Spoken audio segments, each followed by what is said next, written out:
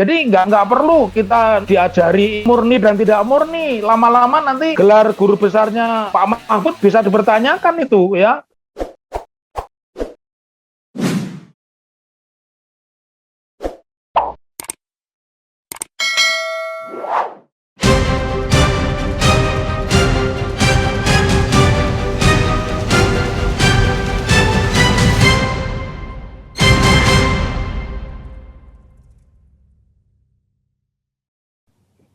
Pertama, selama ini penguasa ya, saya lebih tepat menyebut penguasa bukan pemerintah, karena pemerintah itu ada check and balance begitu. Ini kan tidak ada.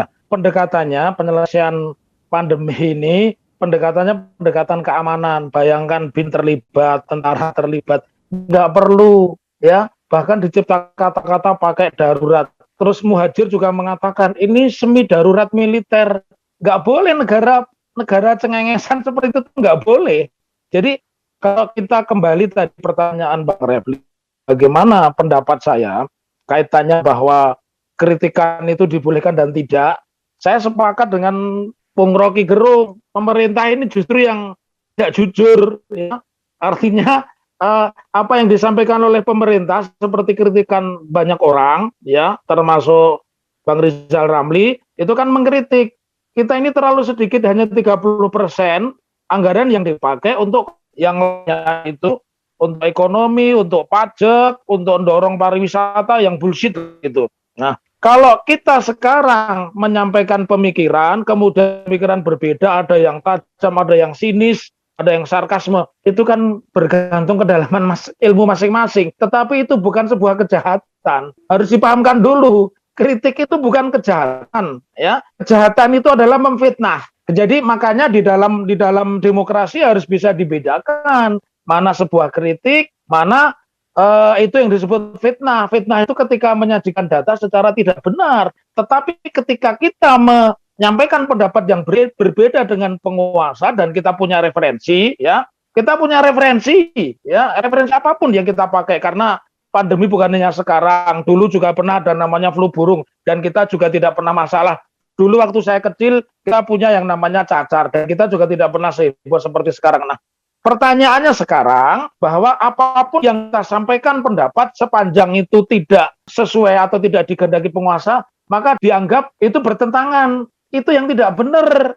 Karena secara faktual, negara yang bagus itu harus menyediakan ruang kepada mereka yang bersikap oposisi, dan tidak perlu oposisi entah itu kritiknya tajam, kritiknya sarkasme dicatat sebagai sebuah kejahatan. Kejahatan itu ada delik sendiri. Jadi kritik itu bukan kejahatan. Kejahatan itu ruangannya, kalau dia mau percobaan pembunuhan pasalnya ada, dia percobaan makar pasalnya ada.